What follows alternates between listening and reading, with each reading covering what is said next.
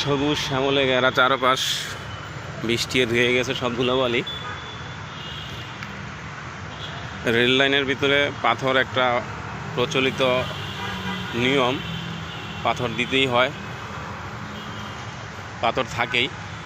পাথর থাকলে রেলের যেই লোহার অংশটুকু, যেই নিচের কাঠের এবং সিমেন্টের পিলারের সাথে অ্যাডজাস্ট করা, তার উপরই অংশটুকু পাথর দিয়ে বালি দিয়ে ভরাট করে দেওয়া হয়। রেল চলার সময় জকজক জকজক শব্দ হয়। সবগুলো অংশে লালবাতি জ্বলে আছে ট্রেনের লাইটে।